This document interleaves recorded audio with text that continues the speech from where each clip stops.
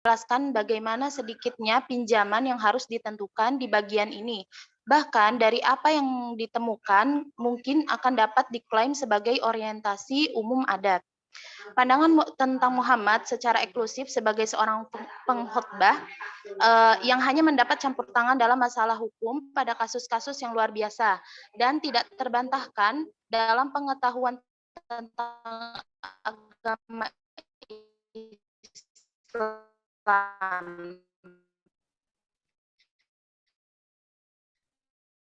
Tidak diragukan putus ya.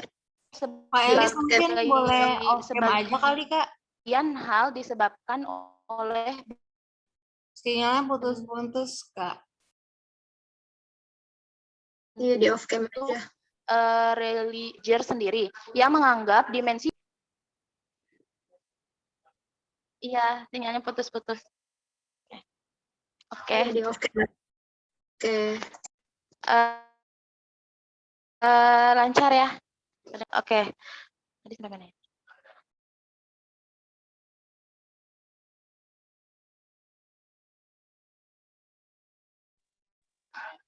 Ada ya Kak ya? Maaf ini sinyal jaringannya jelek. Ya udah, lanjut ya. Lanjut silakan. Ya, oke. Kemudian yang menganggap dimensi hukum Yudaisme hanya sebagai peran bawahan dan karenanya ia berusaha untuk mengakui hal yang sama dalam proklamasi Muhammad. Meskipun demikian, arah yang ditetapkan oleh Jaeger dalam penekanan khusus ini tampaknya masih akan diberikan pengaruh yang cukup besar pada penelitian Al-Quran berikutnya. Menurut riset di sini, perhatian besar telah diberikan dan masih diberikan kepada pengaruh Yahudi dalam teologi dan narasi, terutama dalam karya Heinrich Speyer, De Biblische Erzählungen im Quran, yang muncul dalam pikiran, sebuah karya yang misalnya Erparet terus-menerus mengacu dalam komentar Al-Quran. Sementara karya referensi serupa untuk bagian hukum yang mencolok oleh ketidakhadirannya dipermasalahkan dalam debat yang penuh kekacauan dan penuh kontroversi. Keduanya merupakan kelanjutan dari Al-Quran dan hukum Islam.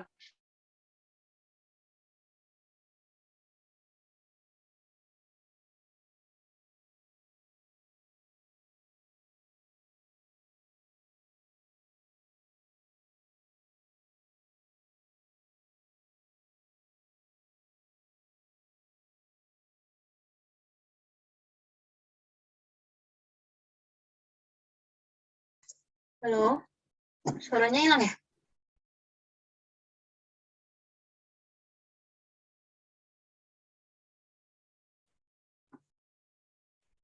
Suaranya hilang ya Kak?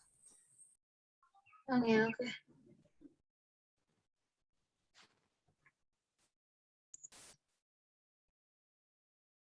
Mungkin dilanjut sama yang lain. Di cover dulu mungkin.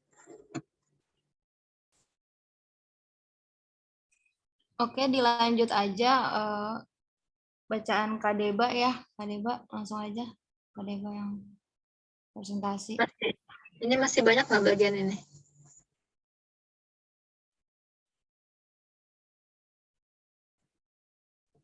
Enggak, udah tinggal dikit lagi. Oke, ya udah lanjut aja berarti.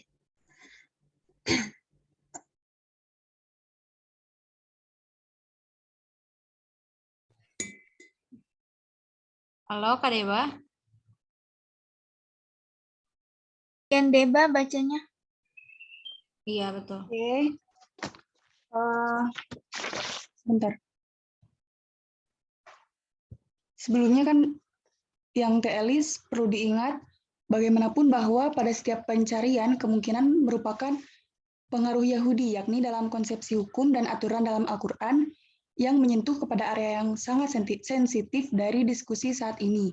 Di awal hukum Islam, Pada isu kali ini yang dipermasalahkan dalam debat yang penuh kekacauan dan penuh kontroversi, keduanya merupakan kelanjutan dari Al-Quran dan hukum Islam. Selanjutnya, penemuan lembaga-lembaga kunci hukum Islam di Hijaz atau budaya Kristen, Sasania, Yahudi, dan teritorial yang ditaklukkan di Suriah, Persia, dan Irak. Perwakilan dari perbedaan yang tampaknya tak terbendung adalah di tangan P. Crone, yang dalam karyanya dengan tegas mendukung pengaruh yang sebagian dimediasi melalui Yudaisme dari hukum provinsi Romawi, dan W. Halak di sisi lain yang mana bagiannya ia menolak bahwa klaim ini kurang keras. Terlepas dari fakta bahwa kemungkinan pengaruh Yahudi terhadap hukum Islam pada saat ini, setidaknya sekali lagi setelah dipertimbangkan dalam pendekatan kali ini, sebuah pemeriksaan secara komprehensif dan terbuka ke dalam konsepsi hukum Al-Quran mengingat tradisi Yahudi yang belum terlaksanakan. Oleh karena itu, halaman-halaman berikut mewakili upaya untuk menafsirkan sebagian non-naratif, non-hagadik dari Al-Quran. Tujuannya adalah menggunakan kasus individu untuk kembali mengejar pertanyaan apakah itu instruktif untuk membaca peraturan hukum Al-Quran, yang sebagian aturan dapat diharapkan untuk mewakili reformasi informatif yang dirancang untuk memastikan atau setidaknya meningkatkan fungsi komunitas orang yang percaya atau beriman dengan latar belakang tradisi rabbinik. Di bawah pengawasan khusus adalah tepatnya di mana kemungkinan dan batas-batasnya terletak pada studi komparatif antara hukum Al-Quran dan Yahudi. Untuk tujuan ini, satu ayat telah dipilih, yakni surah Al-Quran surah Al-Baqarah ayat 282. Ini berkaitan dengan perintah bahwa perjanjian pinjaman dimasukkan ke dalam tulisan.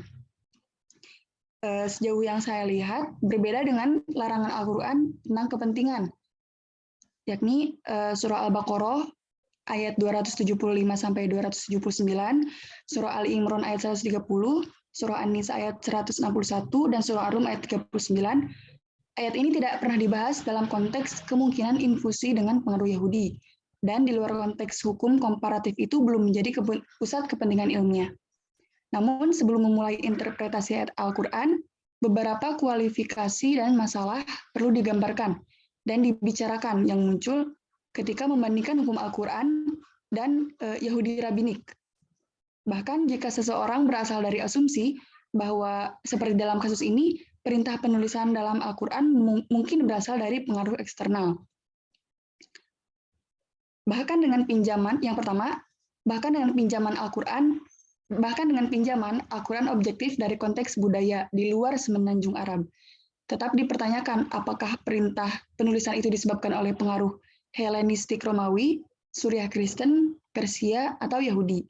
Bentuk tertulis untuk perjanjian pinjaman sudah diakui secara universal dalam budaya late antiquity. Perbedaan budaya umum tidak boleh disamakan secara otomatis dengan pengaruh satu bentuk budaya khusus tertentu. Dalam kasus ini yakni orang Yahudi.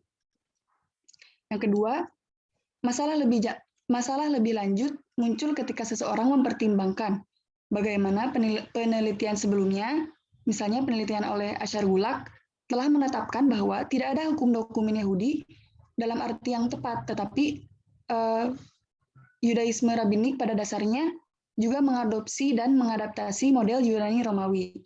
Model dokumen Helenistik atau Romawi dengan demikian dapat dimediasi melalui Yudaisme, dan memang bahkan mungkin diadopsi seperti itu dalam Islam awal, tanpa harus menampilkan sesuatu yang khusus, yakni Yahudi.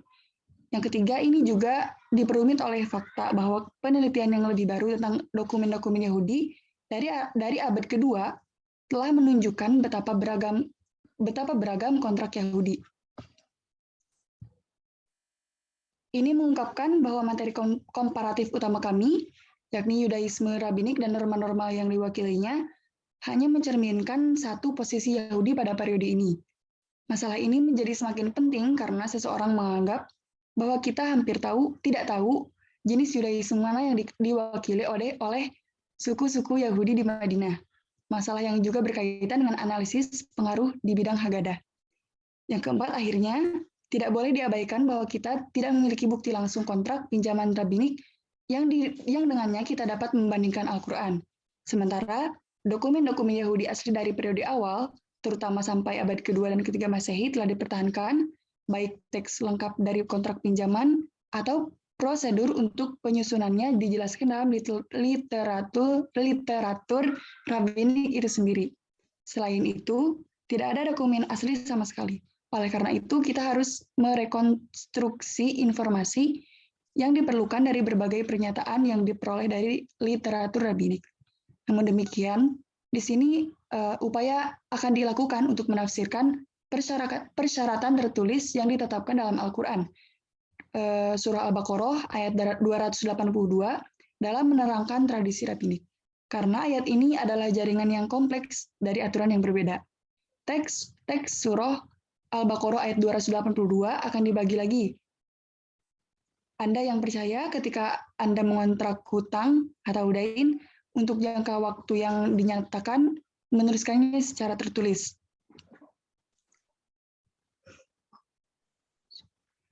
Dilanjutkan oleh Kak Arin.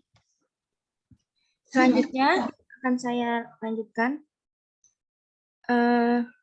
Mintalah seorang juru tulis menuliskannya dengan adil di antara Anda. Tidak ada juru tulis yang menolak untuk menulis, biarkan dia menulis seperti yang telah diajarkan Tuhan kepadanya. Biarkan debitur mendikte dan biarkan dia takut kepada Tuhannya dan tidak mengurangi hutang sama sekali.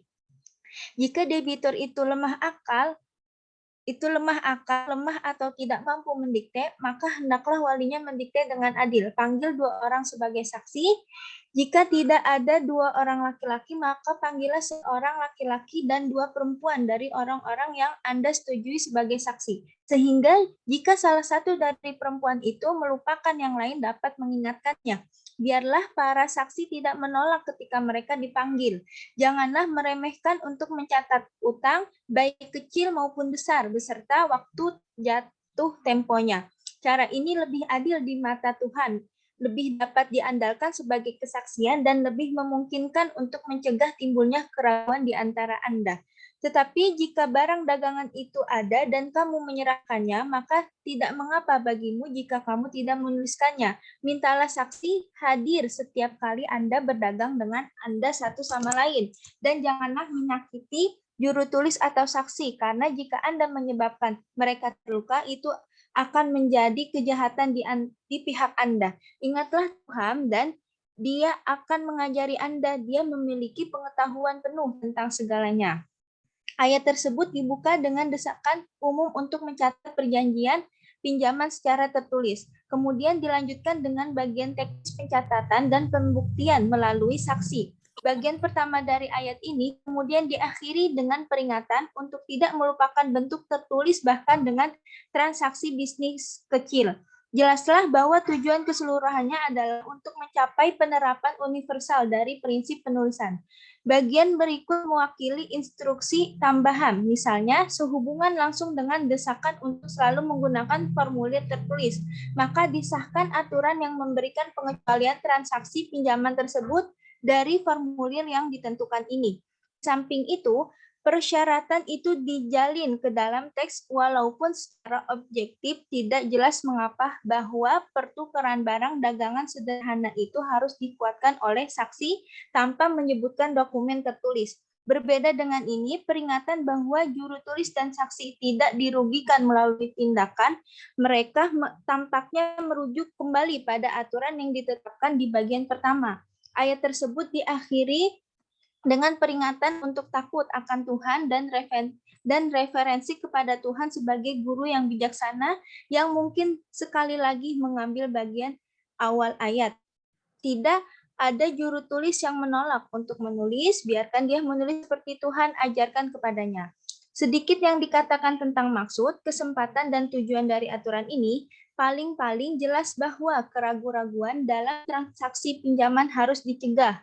Hal ini memungkinkan kita untuk menduga bahwa ayat ini adalah upaya membangun perdamaian di bawah hukum yang tampaknya cocok untuk proyek reformasi seperti Islam. Komunitas Muslim harus menjadi lebih kuat dan tenang dengan mengurangi potensi penyebab perselisihan hukum. Namun untuk dapat mengelaborasi secara lebih rinci konteks historis kultural dari persyaratan penulisan ini, teks Al-Quran perlu diinterpretasikan dalam analisis langkah demi langkah yang membandingkan dengan sumber-sumber paralel. Dalam hubungan saat ini tentu saja tidak mungkin untuk sepenuhnya menjelaskan semua peraturan jaminan sampingan yang diatur dalam ayat yang kompleks ini. Paling tidak karena inti hukum dari kontrak hutang khususnya tetap begitu kabur sehingga tidak terbuka untuk makna lebih lanjut. Sebaliknya, analisis akan berkonsentrasi pada aspek-aspek berikut, yang dengannya pernyataan inti dari ayat ini, perintah untuk membawa perjanjian pinjaman secara tertulis kemudian dapat direkonstruksi. Yang pertama, inti dari perintah untuk mencatat secara tertulis dan dokumen pinjaman yang dihasilkan. Kedua, fungsi orang-orang yang terlibat. Ketiga, persepsi, penafsiran, dan fungsi perangkat hukum bentuk tertulis dan ayat Al-Quran. Selanjutnya akan disampaikan oleh Anissa Permata. Baik, selanjutnya yaitu inti dari perintah untuk memiliki perjanjian pinjaman dimasukkan ke dalam menulis. Sebagian besar sistem hukum lainnya pada dasarnya akrab dengan bentuk tertulis ketika mengontrak pinjaman. Tapi sebagai aturan itu tidak wajib. Misalnya, hukum Roman dan Yunani Helenistik menahan diri untuk tidak menetapkan perlunya bentuk tertulis. Hal yang sama jelas berlaku untuk hukum Suriah. Namun, pada zaman pasca klasik, bentuk tertulis dipandang sebagai bukti diri untuk semua transaksi bisnis utama, menembus ke dalam praktis hukum umum sebagai kewajiban kuasi atau vulgarisme, dan menjadi fitur yang membedakan oriental hukum rakyat biasa. Hukum Yahudi juga pada prinsipnya tidak berkewajiban untuk membuat perjanjian dalam bentuk kontrak tertulis, meskipun sejak awal ketaatan terhadap bentuk tertulis dianggap sebagai ciri khas kejujuran tertentu. Hal ini jelas dalam konteks transaksi hukum lainnya, misalnya pembelian Yeremia atas ladang Hanamel di Anatot. Yeremia ayat 10 atau penyetoran uang untuk diamankan di Tobit ayat 3. Kemudian hukum rabbinik meskipun hanya melarang menyimpulkan kontrak pinjaman tanpa saksi dan segera merekomendasikan menyusun kontrak. Aturan ini menemukan formulasi klasik dalam Mishneh Torah of Maimonides yang menulis dalam Hilkhot Malwe Welowe ayat 7 yang berbunyi, seorang pria dilarang meminjamkan uangnya tanpa saksi, bahkan kepada seorang sarjana, kecuali dia meminjamkannya dalam sebuah janji. Dan dia yang meminjamkan pada tulisan masih lebih terpuji. Dia meminjamkan tanpa saksi melanggar perintah, engkau tidak akan menempatkan batu sandungan di hadapan orang buta. Imamat ayat 14. Dan membawa kutukan atas dirinya sendiri. Peraturan Maimonides tidak diragukan lagi merupakan konkretisasi perdebatan Talmud yang dapat ditemukan dalam Talmud Babilonia, Baba Mezia 75b. Yang berbunyi, Rab Yehuda berkata dalam nama Rob, dia yang memiliki uang dan meminjamkannya tanpa transaksi melanggar perintah. Melanggar, engkau tidak akan menempatkan batu sandungan di hadapan orang buta. Res Lakis berkata, dia membawa kutukan atas dirinya sendiri. Seperti yang tertulis, biarlah bibir yang berbaring dibungkam, yang berbicara hal-hal yang menyedihkan dengan bangga dan menghina terhadap orang benar. Para rabi berkata kepada Er-Ashi, Rabina memenuhi semua persyaratan rabbinik. Dia mengirim kepadanya pada malam hari Sabat. Tolong, biarkan aku memiliki pinjaman 10 zuz, karena aku yang memiliki kesempatan untuk membeli sebidang tanah kecil. Dia menjawab, bawalah saksi-saksi dan kami akan menyusun ikatan. Bahkan untukku juga, dia mengirim kembali, Anda khususnya. Jawabnya, tenggelam dalam studi Anda mungkin lupa dan membawa kutukan pada saya. Agar dapat memahami secara memadai perdebatan Talmud ini, pertama-tama kita perlu menyadari bahwa itu terdiri dari beberapa elemen berbeda dari berbagai tanggal sejarah. Bagian pertama berisi 2 diktum dan sarjana Talmud dan dari generasi pertama, abad ketiga Masehi. Yang keduanya berurusan dengan persyaratan saksi ketika menyimpulkan perjanjian. Bagian kedua menyajikan anekdot yang melibatkan Raf'asy dan Rabina yang akan bertanggal pada periode Amora akhir atau abad ke-5 Masehi. Untuk alasan ini, bagian pertama dari diskusi Talmud perlu dipertimbangkan terlebih dahulu, diktum oleh Raf dan Resh Lakish yang diberikan dalam baris pertama teks Talmud berbicara tentang persyaratan untuk mengeksekusi pinjaman hanya di hadapan dua saksi. Perbedaan antara kedua rabi hanya berada dalam bentuk, dengan keduanya membenarkan pandangan di atas dasar ayat Alkitab. Raf menunjukkan bahwa jika kontrak pinjaman salah disimpulkan, batu sandungan akan diletakkan di depan orang buta, sementara Resh Lakish khawatir bahwa siapapun yang meminjamkan uang tanpa saksi dapat dikutuk secara terbuka. Selanjutnya dilanjutkan oleh Saudari Alia. Ya, yang selanjutnya sebenarnya interpretasi Raf ini tidak terlalu bermasalah.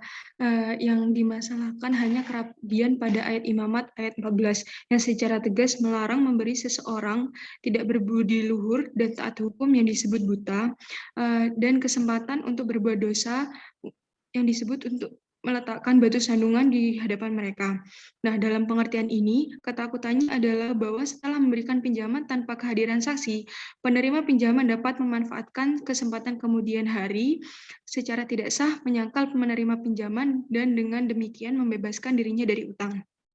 Sebaliknya, kesulitan yang lebih besar disampaikan oleh pandangan Resh Lakish bahwa pemberi pinjaman yang tidak memaksa untuk mengembalikannya dapat membawa kutukan sendiri.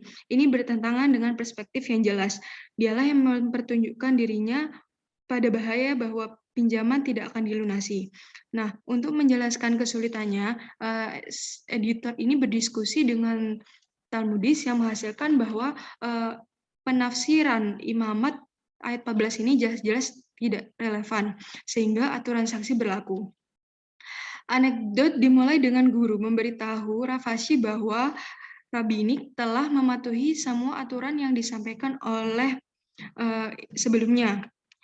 Untuk memverifikasi klaim ini, Raf'asy berpura-pura permintaan pinjaman dari Rabbinik yang sengaja dirumuskan sedemikian rupa sehingga penundaan dapat diterima.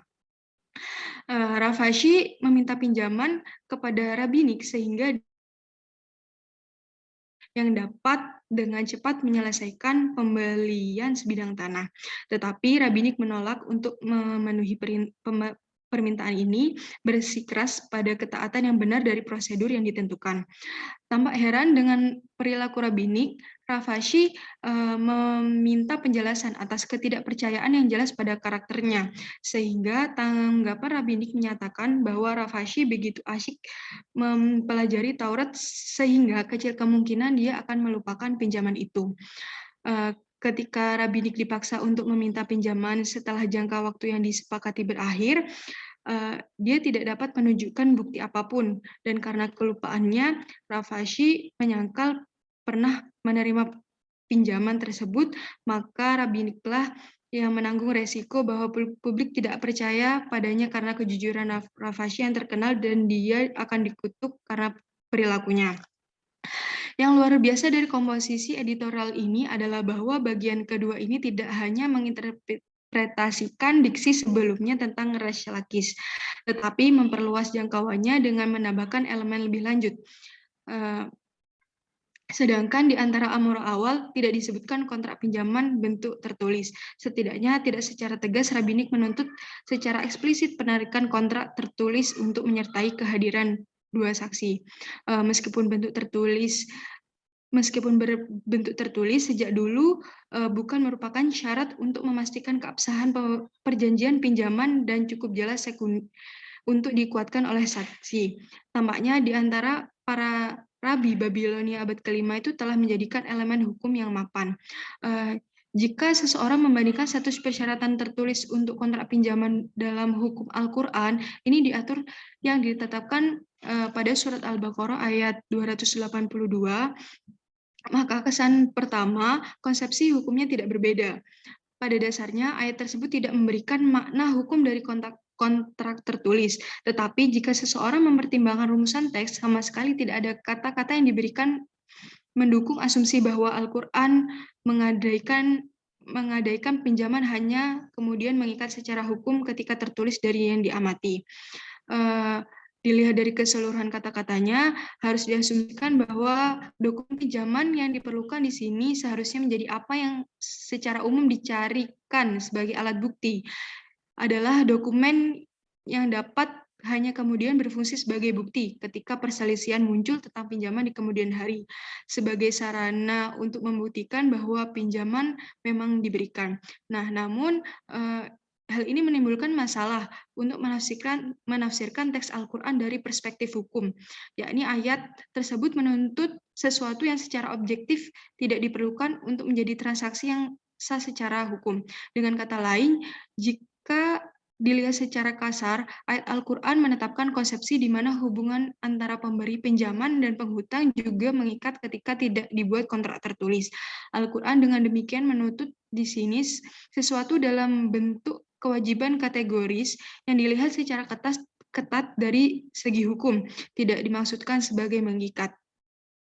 Ahli hukum muslim memiliki masalah dengan hal ini dan bukan menjadi suatu kebetulan bahwa kemudian ahli hukum menurunkan kewajiban bentuk tertulis menjadi sekedar rekomendasi. Telah diketahui bahwa penolakan terhadap dokumen sebagai alat bukti dalam hukum Islam yang bersinggungan di sini tentu saja melebihi kasus yang dibahas, tetapi tetap merupakan penolakan terhadap kewajiban yang tepat untuk bentuk tertulis, dan penilaian terhadap ayat yang menyatakan persyaratan ini bentuknya tidak sesuai dengan apa yang dimaksud penulis, meskipun dalam arti tertentu terletak pada logika masalah yang dihadapi. Selanjutnya bisa dijelaskan oleh Saudari Anissa Berliana. Selanjutnya, halaman 603 sampai 604. Umumnya kita dapat menyimpulkan bahwa jenis dokumen yang mendasari ayat Al-Quran adalah alat bukti. Dengan demikian, konsepsi Al-Quran pada dasarnya mengikuti pemahaman Helenistik instrumen dokumenter, dan seperti yang digambarkan di atas, rabbinik pandangan pada periode Amoraik, apa yang tetap luar biasa bagaimanapun adalah bahwa seperti Talmud, ayat Al-Quran melekat kepentingan agama untuk mengamati bentuk tertulis. Fungsi dari orang-orang yang terlibat, karakter dokumen yang akan dirumuskan menjadi lebih jelas ketika seseorang melihat bagaimana hal itu terjadi, dan yang berfungsi orang-orang yang terlibat adalah untuk melakukan pada dasarnya ayat Al-Quran. Ada 4 pihak yang mungkin dalam membawa kontrak pinjaman. Dain tadayanah menjadi yang pertama debitur, alladzi alaihil haq, yang kedua pemberi pinjaman atau penunjukan yang lebih spesifik tidak diberikan, yang ketiga juru tulis atau khatib, dan yang keempat saksi syahidan. Debitur, pada dasarnya kita dapat berasumsi bahwa dalam pandangan Al-Quran, debitur adalah berkewajiban untuk membayar utang yang timbul melalui pinjaman setelah berakhirnya jangka waktu yang ditetapkan, ila ajalim musamman. Di selain itu, ayat Al-Quran mempercayakan debitur dengan tanggung jawab untuk memiliki kontrak yang disusun. Ayat ini dengan jelas menetapkan bahwa debitur alladil haqqu alaihi adalah untuk mendikte wal yumlil isi dokumen kepada juru tulis khatib. Meskipun etimologi kata kerja ini tidak pasti, artinya jelas, hanya debitur yang memiliki pengaruh pada teks kontrak pinjaman yang tercermin dalam nasihat eksplisit dan ganda untuk tidak mengurangi apapun dari utang, la yabkhos minhu syai'an, dan takut akan Allah, wal yattaqillaha rabbahu. Resep Al-Quran yang awalnya mengejutkan ini masih dijelaskan ketika seseorang mempertimbangkan dokumentasi Yunani dan Yahudi praktik untuk kontrak pinjaman yang ada di let antiquity. Bentuk tertulis yang biasa untuk perjanjian pinjaman adalah bahwa kontrak yang ditandatangani tidak tertulis untuk kedua pihak kontrak, melainkan debitur menyatakan utangnya kepada kreditur secara sepihak dan memohon kewajiban yang dihasilkan sesuai formulasi yang sering digunakan. Bisa disebut dengan penerimaan utang. Formulir ini sebagian besar disebut homologi. Homologi itu berasal dari bahasa Yunani, homologo, yang sesuai dengan bahasa Ibrani, dan istilah Aram, hoda'ah atau oditah dalam hukum Yahudi. Dalam hukum Yahudi, pada prinsipnya tidak relevan jika homologi dirumuskan dalam pidato langsung sebagai apa yang disebutkan grapon, gaya konvensional, surat oleh debitur yang ditujukan kepada kreditur, atau dalam pidato tidak langsung sebagai apa yang disebut singrape. Ini menjadi jelas dalam saluran Tosefta Bababrata. Bababrata 11.23. Apa yang menentukan adalah bahwa homologi adalah deklarasi oleh partai dan bukan kontrak yang disepakati bersama, yang berarti bahwa pihak deklarator yang berkomitmen pada kewajiban ini juga menjelaskan mengapa hukum mensaik awal secara tegas mengakui kemungkinan bahwa homologi juga dapat disusun tanpa adanya mitra kontrak kedua dalam kasus ini pemberi pinjaman Bababatra 10.23. Dia menulis tagihan kepada peminjam meskipun dia tidak memiliki pemberi pinjaman bersamanya, dan tidak ada yang menulis kepada pemberi pinjaman sampai dia menjadi saran peminjam dan peminjam memberi hadiah. Mereka tertulis surat perintah hutang untuk peminjam, meskipun pemberi pinjaman tidak bersamanya, tetapi mereka tidak menulis surat perintah untuk pemberi pinjaman, kecuali peminjam bersamanya, peminjam membayar biaya juru tulis. Cerita yang disebutkan di atas tentang Rav Ashi dan Rabina dari Talmud Babilonia dan Baba Mezia 75b menguatkan hal ini juga, karena tidak disebutkan dari setiap pertemuan antara keduanya, hanya dokumen disusun di depan saksi. Semua ini membuatnya selanjutnya akan dibacakan oleh Saudari Diah Pitaloka. Oke, saya lanjut ya. Jelas bahwa debitur bertanggung jawab penuh atas isi dokumen utang atau catatan peminjam, dan karena itu juga menanggung biaya. Peran khusus yang diberikan kepada debitur ini memungkinkan catatan peminjam untuk disusun tanpa adanya pemberi pinjaman. Mungkin tercermin dalam rekening Al-Quran juga, bahwa debitur akan mendikte bukan satu-satunya fitur yang mencolok. Ada juga referensi ganda yang telah disebutkan tentang bagaimana debitur tidak akan mengurangi apapun dari hutang. La yabkhos minhu syai'an, dan akan takut akan Tuhan, wal yattaqillaha rabbahu. Tidak mungkin bahwa pemberi pinjaman akan siap untuk memperpanjang pinjaman kepada debitur jika dia mendengar bahwa penerima pinjaman telah mendikte rincian palsu tentang pinjaman kepada juru tulis. Hanya ketika seseorang mengasumsikan bahwa tidak penting bagi pemberi pinjaman untuk secara pribadi hadir pada penyusunan catatan peminjam, dan di samping itu ia tidak dapat secara langsung memverifikasi konten setelah menerima catatan. Misalnya jika ia buta huruf, apakah nasihat untuk kejujuran agama menjadi elemen fungsional yang berarti dari persyaratan untuk merumuskan dokumen utang? Jika salah satu karena ia mengasumsikan bahwa penyusunan dokumen utang tidak mengandaikan kehadiran kedua pihak kontrak, adalah penting bahwa itu adalah celah dalam prosedur dinyatakan salah, bahwa Al-Quran mencoba untuk menjembatani dengan referensi ke kesolehan. Celah dalam prosedur yang terbuka dengan bentuk yang diberikan dari dokumen. Homologi yang membebaskan pemberi pinjaman dari hadir di bawah kondisi sosial yang sudah ada sebelumnya dari kemungkinan buta huruf kreditur. Dalam peraturan hukum yang diatur dalam ayat Al-Quran, referensi untuk kesetiaan kepada Tuhan memenuhi fungsi anak perusahaan ketika menerapkan instrumen hukum baru. Sangat mengejutkan bahwa sejauh yang saya tahu, tidak ada peringatan yang sesuai dalam teks-teks Yahudi, Rabbinik, atau Yunani. Kontras ini memperjelas bahwa suplemen agama untuk perintah adalah refleks dari kesulitan fungsional yang ekstensif menggunakan instrumen dokumen tertulis yang ditemui dalam masyarakat Arab. Ini tidak menyiratkan bahwa dokumen pinjaman tertulis pasti sama sekali tidak diketahui di Arab pra-Islam, atau bahwa orang harus membayangkan masyarakat Arab telah menjadi gurun budaya yang diganggu oleh buta huruf yang meluas. Namun demikian perlu dicatat di sini bahwa bentuk di mana sanksi agama dari kontrak pinjaman tertulis dalam Al-Quran melampaui tradisi Rabbinik, menjelaskan konteks sosial di mana persyaratan itu berlaku. Pemberi pinjaman. Sampai saat ini, penyelidikan kami mengungkapkan bentuk kontrak dan dokumen yang diasumsikan dalam ayat Al-Quran sebagai catatan bukti yang sesuai dengan bentuk khas homologi sepihak yang akrab bagi kami dari sumber Helenistik dan Yahudi. Ini juga menjelaskan mengapa ayat yang kita hadapi di sini hampir tidak penting bagi pemberi pinjaman. Sesungguhnya ia bahkan tidak disebutkan namanya secara langsung, mengabaikan untuk saat ini formulasi umum pada awal ayat.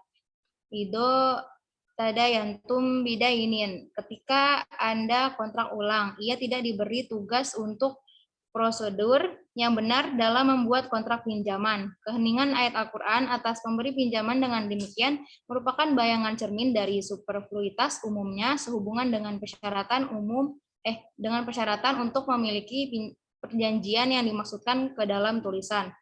Baik, untuk selanjutnya yang akan disampaikan oleh Saudari Aulia Tita Maulani.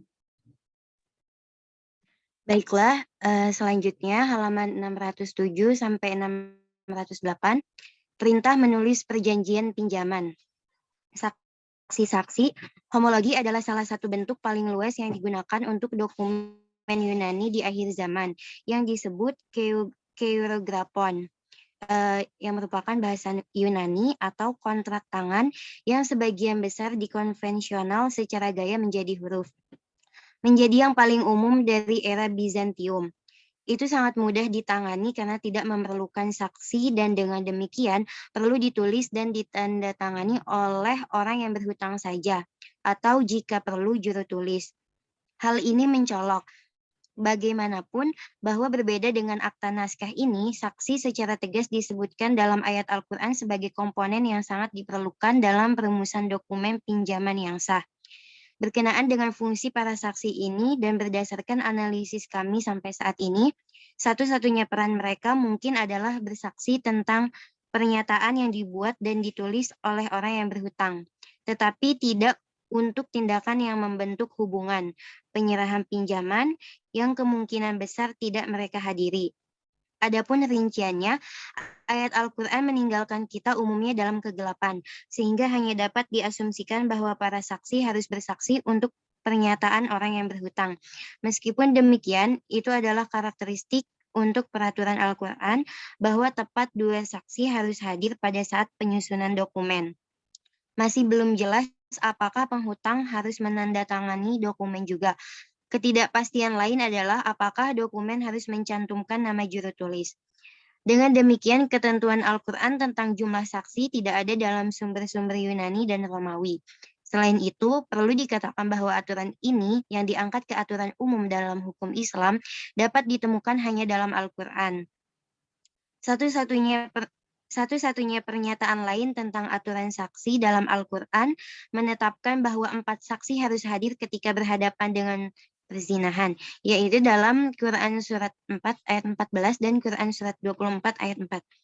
Ini dapat dilihat sebagai kemungkinan pengetatan aturan dua saksi dengan menggandakan jumlahnya, di mana yang pertama harus dinilai sebagai prasyarat yang diketahui. Oleh karena itu dapat dibayangkan bahwa aturan dua saksi terlebih dahulu masuk ke dalam hukum Islam melalui ketentuan ini dan tidak begitu dikenal secara umum karena kelaziman dalam hukum Islam kemudian tampaknya akan mempengaruhi. Ini menimbulkan pertanyaan, di mana sumber prinsip ini harus dicari? Kemudian Raymond Lake. Di sini juga hukum Yahudi memberikan titik awal yang penting, mulai dari ayat menurut 2 saksi atau 3 saksi tidak akan terjadi apa-apa. Yang maksudnya adalah di atas 2 orang saksi atau di atas 3 orang saksi, perkara itu akan ditetapkan. Deuteronomi 19 ayat 15. Prinsip 2 saksi sebenarnya adalah aturan dalam hampir setiap kasus dalam hukum kerabian. Bahkan untuk jenis dokumen tertentu yang sementara itu dikenal doperlurkunde atau interior tertutup dan eksterior terbuka untuk dilihat terkait perceraian. 3 saksi ditetapkan sejak Misnah Baba Batra 10 ayat 2. Perceraian sederhana masih bertahun-tahun dan terhubung bertiga. Sederhana saja bahwa 1 saksi tertulis di dalamnya dan sebuah tautan ditulis di mana 2 saksi keduanya tidak sah. Sebuah akta polos membutuhkan 2 saksi dan dilipat 1 menjadi 3. Suatu akta polos yang dibubuhi tanda tangan seorang saksi dan lipatan satu yang dibubuhi tanda tangan dua orang saksi, keduanya tidak sah. Namun pada saat yang sama, praksis penggunaan dokumen ganda yang dilipat menjadi semakin tidak biasa, sehingga kita harus berasumsi untuk Yudaisme abad ke-7 bahwa akta biasa atau perceraian sederhana yang disaksikan oleh dua saksi adalah aturannya. Semua kesimpulan yang ditarik dengan tergesa-gesa tentang kemungkinan pengaruh Yahudi perlu dihindari, karena dasar-dasar aturan dua saksi juga diadopsi di wilayah Suriah dari Kekaisaran Romawi, seperti yang muncul di bagian 106 dari Kode Hukum Suriah Romawi yang dikutip di atas. Tetapi kemungkinan besar akan terjadi kemudian dan tidak diterapkan secara sistematis seperti dalam hukum kerabian. Sebaliknya, hukum kerabian tidak hanya mengatur bahwa dua saksi diperlukan untuk dokumen pinjaman, tetapi juga bahwa saksi harus menerima mandat eksplisit untuk menyusun homologi. Jika tidak, homologi tidak valid. Babylonian Talmud Bababatra 40a. Sebuah pengakuan bertahun-tahun yang lalu dan itu harus dikatakan secara tertulis. Homologi itu dibuat di hadapan dua orang dan seseorang harus mengatakan tulislah. Selanjutnya adalah bagian Kak Anissa Salsabila. Karena Kak Anissa Salsabila tidak dapat hadir, maka akan saya ambil alih. Halaman 609 sampai 612, perintah penulisan perjanjian pinjaman.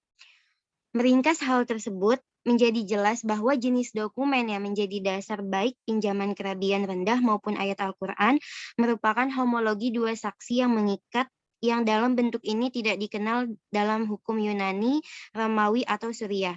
Sementara semua karakteristik luar dari ayat Al-Quran yang disebutkan sampai sekarang banyak yang mengarah kembali ke pengaruh Helenistik secara umum. Fitur kontrak pinjaman Yahudi muncul dalam jenis pengesahan yang diminta. Namun, tidak boleh diabaikan bahwa ada perbedaan antara hukum kerabian dan versi Al-Quran. Ini menyangkut tidak hanya aturan yang berkaitan dengan pernyataan saksi oleh wanita, tidak jelas dalam sumber-sumber kerabian, tetapi juga dan di atas semua status orang terakhir yang terlibat dalam keseluruhan prosedur, yaitu juru tulis. Juru tulis sangat mengejutkan bahwa sebagai aturan teks-teks rabi yang dikutip sampai sekarang mengasumsikan bahwa para saksi menulis dokumen. Seperti yang diungkapkan dalam bagian yang disebutkan di atas dari Talmud Babilonia, Bababatra 40a, homologi harus disebut di hadapan dua orang saksi, dan seorang harus secara tegas mengatakan menulis. Meskipun dapat diharapkan bahwa para saksi selalu dapat meminta juru tulis profesional. Agulak tetap mengakui dalam hal ini bahwa peran utama dalam mempersiapkan dokumen diberikan kepada saksi, sedangkan peran penulis hanya sebagai bawahan. Hal ini setidaknya bertentangan dengan peraturan yang ditetapkan dalam ayat Al-Quran, yang tidak hanya mengatur pencatatan dokumen oleh seorang juru tulis, tetapi bahkan menugaskan juru tulis itu aktivitas yang direstui ilahi dan memberinya hampir kemampuan supranatural. Dalam penyusunan kata-kata Al-Quran, ia harus menulis seperti sosok yang tidak lebih rendah dari yang diajarkan Allah sendiri. Tidak mengherankan, fungsi saksi dalam ayat Al-Quran berkurang secara signifikan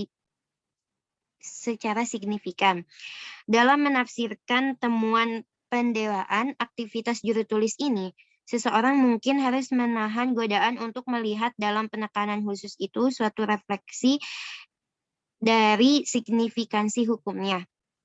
Pengamatan yang cermat terhadap deskripsi yang tepat dari pembalikan fungsi juru tulis, yaitu pengurangan besar-besaran dalam kompleksitas teknis dari aktivitasnya. Pada zaman kuno, ahli-ahli Taurat profesional memberikan pengaruh yang cukup besar. Raymond Lake, perkembangan perkembangan formula dokumen, dan pentingnya untuk evolusi rendah tidak boleh diremehkan. Sebaliknya, ayat Al-Quran tidak mengatakan apa-apa tentang jenis kontrak yang akan diterapkan ketika menyimpulkan pinjaman. Juga tidak menyebutkan apa-apa tentang rincian teknis pemesanan untuk pembuatannya. Sebaliknya, tampaknya prosedur yang tidak diketahui atau hanya sedikit diketahui secara detail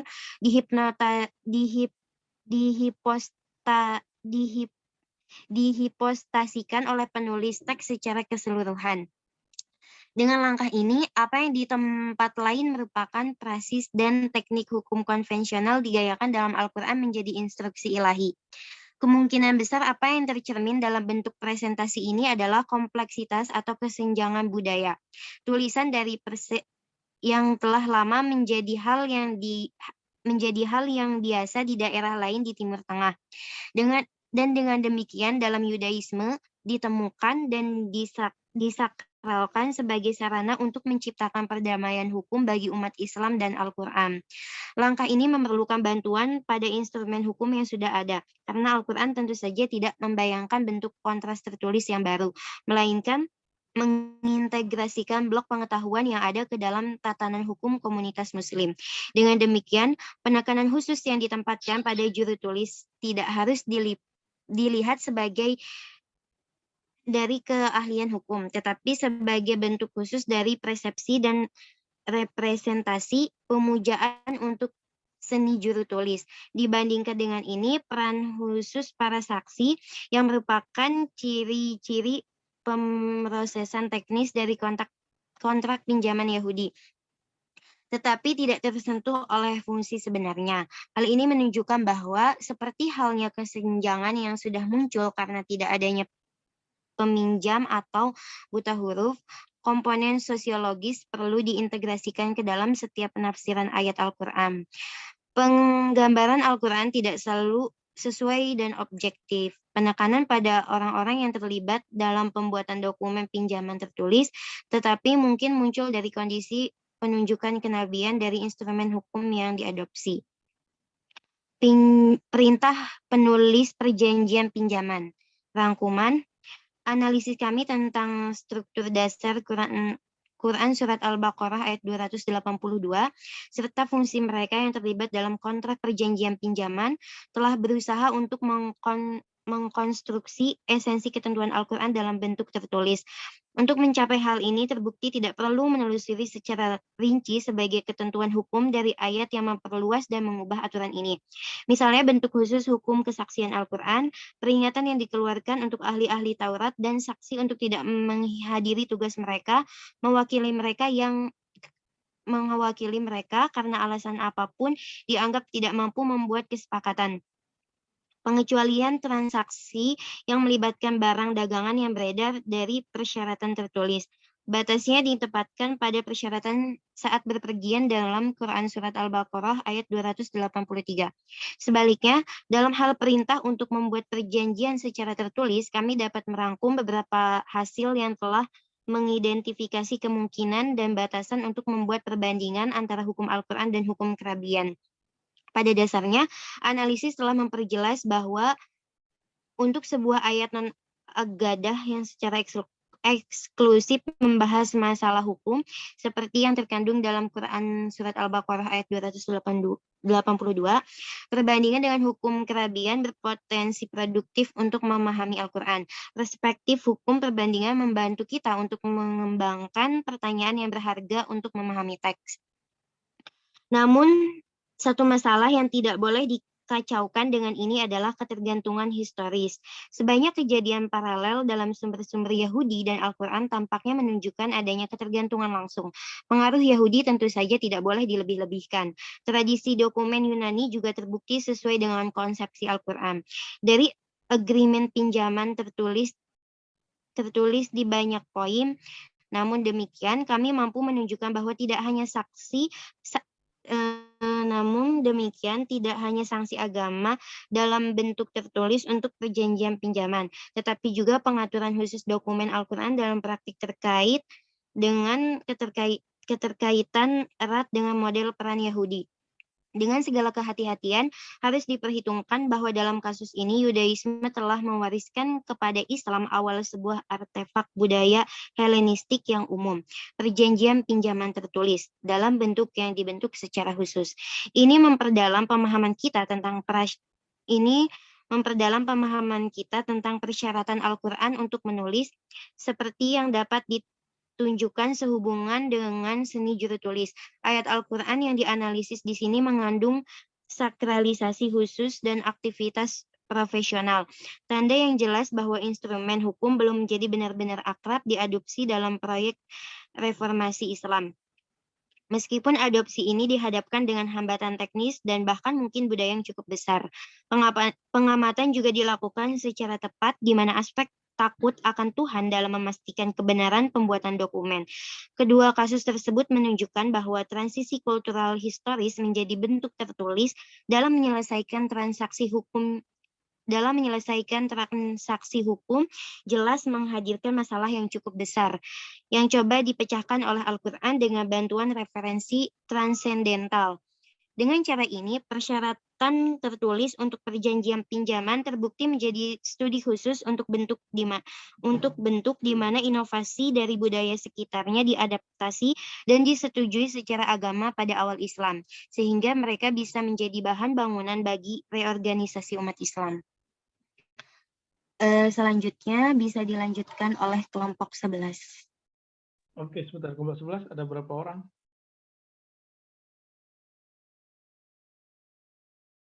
Berapa tuh?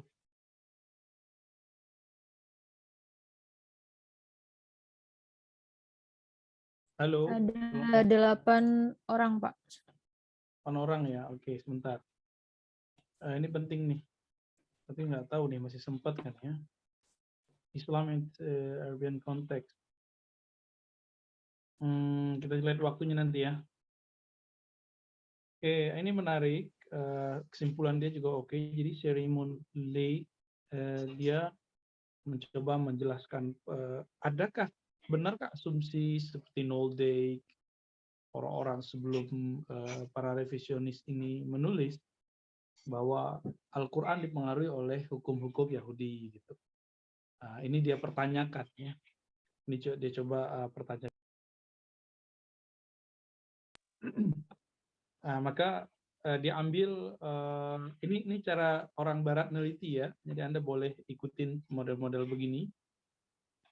Ini cara mereka dalam meneliti apapun. Dulu ada Abraham Geiger, dia juga mengatakan Nabi Muhammad itu mencuri dari Yahudi. Parah lah ya, tuduhan-tuduhan seperti ini lumayan parah. Geiger, ada Henrik Peyer, ada macam-macam lah ya. Ada yang pengamat Kristen. Jadi kita buat asumsi nih. Sebentar. Coba Anda perhatikan coretan saya. Ya, jadi ada pertanyaan, adakah Jews Yahudi ya, bahasa Inggrisnya Jews ya, berpengaruh kepada Al-Quran? Ini yang jadi studinya. Adakah pengaruhnya ya? Jika ada, apa? Nah, dulu di sini ada dua aliran orang-orang Barat ya. Pertama aliran yang mengatakan ada. Satu mengatakan tidak.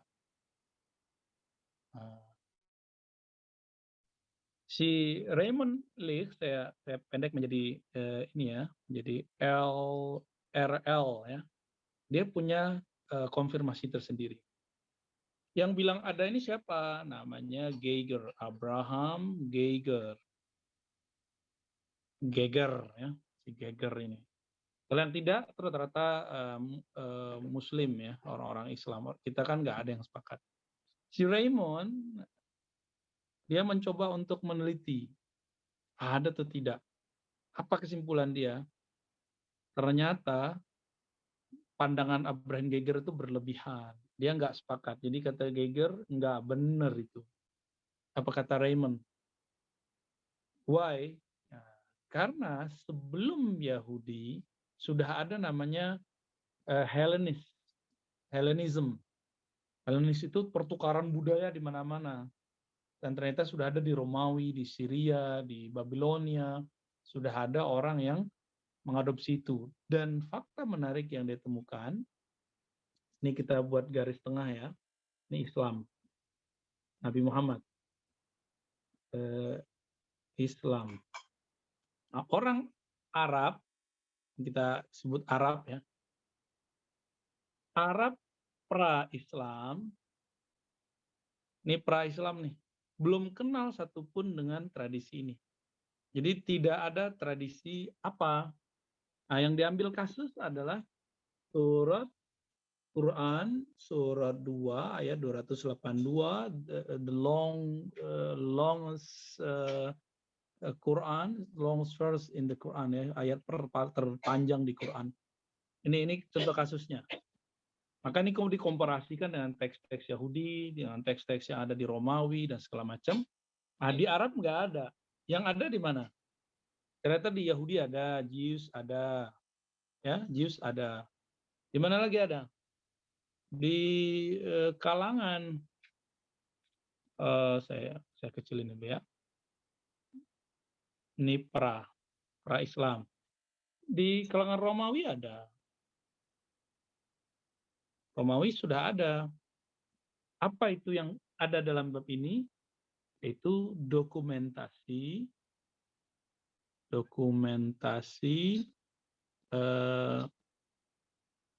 utang piutang. Ini tidak pernah ada di Arab sebelum Nabi, sebelum Islam ya. Tapi sudah ada di Romawi, sudah ada di Jews. Nah, ketika Geiger Speyer mengatakan bahwa dokumentasi hutang piutang yang ada dalam surat Al-Baqarah 282 itu pengaruh dari Yahudi, pengaruh dari sini, kata Raymond, ini jangan berlebihan. Kenapa? Karena di Romawi juga ada. Ini juga ada kok, di sini juga ada. Terus gimana dong? Maka ada satu kesimpulan. Apa kesimpulannya? Ini adalah Hellenist history. Jadi faktor Hellenism, pertukaran budaya. Jadi pencerahan global. Jadi kalau ada di Jews, siapa tahu Jews ngambil dari pertukaran budaya Romawi. Di Romawi ada, mungkin dari Yunani, dan segala macam. Saya suka sekali dengan gaya Raymond. Dia betul-betul jadi revisionis, bahkan pendahulu-pendahulu dia pun dikritisi. Jadi ini cara mereka meneliti ya. Ini Anda kalau cara meneliti, ada teori. Teori, apa teorinya? Jews, pengaruhnya kepada Islam. Gitu ya. Ada pro kontra.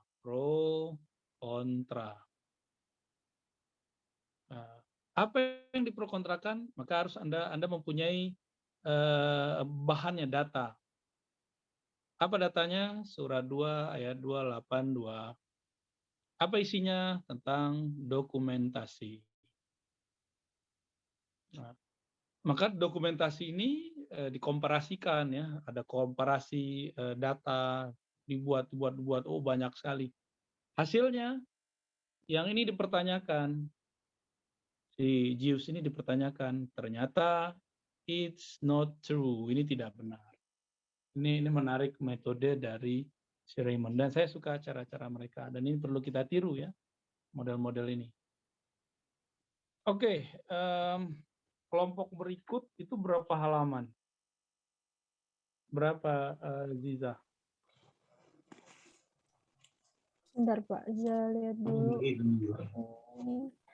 Dari 615 19 halaman, Kak. 19 ya? 19, Pak. Waduh, banyak banget. Tapi Anda sudah kirim ke saya ya? Bisa sudah PC Bapak, ada 2. Sudah semua ya? Waduh, ini Sudah. panjang banget nih. Ini bocoran bahwa nanti Anda tidak ada ujian esai, yang ada itu menyempurnakan terjemahannya. Jadi masing-masing Anda tolong dibagi dari sisa yang belum diterjemahkan itu, lalu diterjemah ulang. Komunikasi dengan kelompok kedua, kelompok kelas pagi. Nanti berapa dapatnya? Misalnya cukup masing-masing orang mungkin 2 atau 3 halaman, atau misalnya supaya selesai menjadi 4 halaman, nah itu urusannya nanti silakan Anda bagi. Gitu ya. Dan harus ada semua. Kalau ada satu yang nggak ngirim, Anda nggak keluar nilainya semua. Ya. Jadi harus semuanya nulis. Yang nggak nulis, kabarin aja. Berarti saya blacklist.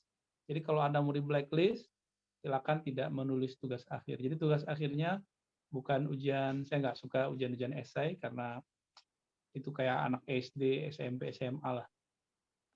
Untuk kuliah kayak Anda ini cukup just writing gitu ya, reading, baca, nulis, diskusi sebenarnya. Mungkin di mata kuliah ini saya tidak banyak ngajak Anda diskusi karena materinya gimana Anda mau diskusi? Anda diskusi itu Anda harus setara dulu dengan orang yang Anda diskusikan. Ya, bacaan Anda terhadap orientalis kan baru kali ini. Baru mu'alaf lah di dunia orientalis. Jadi nggak ada diskusi, yang ada itu Anda cuma konfirmasi, benarkah begini, benarkah begitu. Ternyata si orientalis ini udah mengalami perubahan yang beragam juga ya. Nah ini bukunya kan setebal ini nih. Jadinya kan Anda udah lihat dan Anda sudah punya PDF-nya, ada 800-an. Dan ini luar biasa. Di di semester ini berapa kelas nih? 4 kelas ya? 5 Pak. 5 kelas, alhamdulillah bisa kita kondisikan karena untungnya jadi ini berkah dari pandemi ya. Anda bisa baca bareng walaupun lewat dunia gaib yang kita sebut Zoom ya, di alam Zoom. Cuma emang secara kualitas kita agak sulit cek apakah benar you join us atau tidak, saya nggak tahu ya. Itu urusan Anda dengan Allah itu. Makanya ketika saya ngomong, tolong Anda aktifkan sebentar saja atau sesaat 5 menit biar saya tahu Anda nih you are present atau tidak gitu. Oke, tadi yang saya jelasin paham nggak tuh? Insya Allah, Pak. Insya Allah apa tuh? Yang Anda pahami apa? Si Raymond mencoba mengkritisi pendahulunya tentang benarkah Yahudi mempengaruhi hukum Islam. Islam. Ternyata dia sepakat atau tidak? Tidak, yang terdahulu terlalu berlebihan. Oke. Wah, Anda lolos deh semua ya. Oke, gimana? Yang lain gimana? Yang lain ini pada tidur, pada lagi sholat kali ya. Terus solehah nih kayaknya. Insya Allah. Ada pertanyaan nggak seputar Anda kuliah ini? Karena next week kayaknya sudah nggak ada. Mungkin yang kelompok berikut sudah usah baca lah ya, insya Allah. Nggak apa-apa kok. Yang penting papernya sudah nyampe ke saya. Dan Anda, walaupun nerjemahnya ala Anda ya lumayan lah. Bagi saya daripada Anda copy paste dari Google, mending Anda nerjemah walaupun pakai translator ya. Kita tahu kok terjemahnya pakai translator. Masa nama pengarang di atas masih diterjemahin per halaman kan? Oke, gimana? Ada yang mau ditanyakan sejauh ini Anda kuliah? Iman Anda berubah nggak dengan kuliah orientalis ini? Enggak, Pak. Alhamdulillah. Enggak ya? Ngeliat koin ada apa? Oh ya, ada yang menarik di kelas tadi pagi. Kalau ini pengaruh Islam dipengaruhi oleh Yahudi, benarkah? Maka lewat hukum Islam, lalu budaya, dokumentasi. Kalau yang tadi pagi itu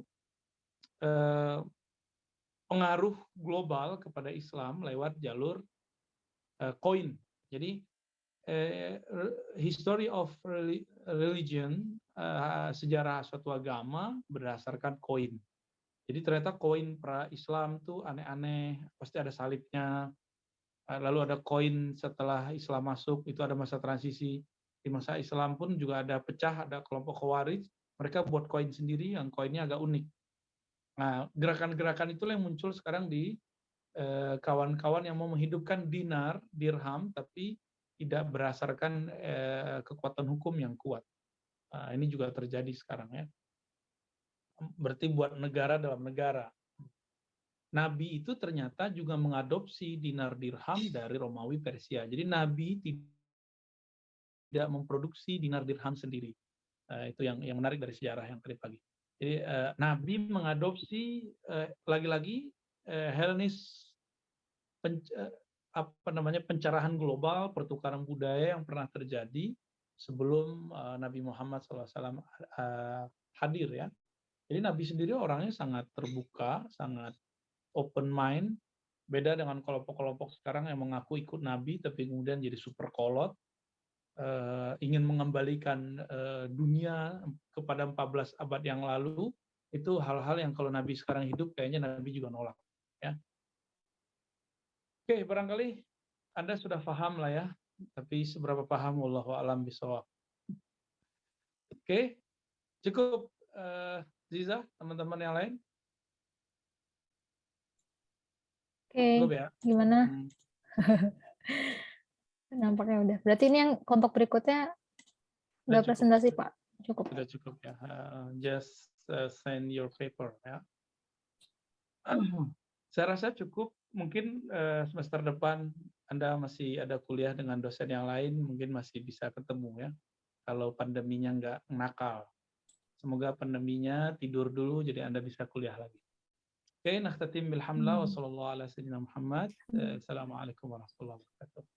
Waalaikumsalam warahmatullahi wabarakatuh. Terima kasih banyak, Bapak. Terima kasih banyak, Bapak. Terima kasih banyak, Bapak. Aduh, terima kasih Bu ya. Masya Allah, tabarakallah. Masya Allah, tabarakallah. Oke, terima kasih semuanya. Kita ini berapa kelompok lagi ya? 3 ya? Iya. Kelas A sama kelas B 1 lagi ya kelompoknya? Iya. Kelas B kan sekarang sama 1 lagi.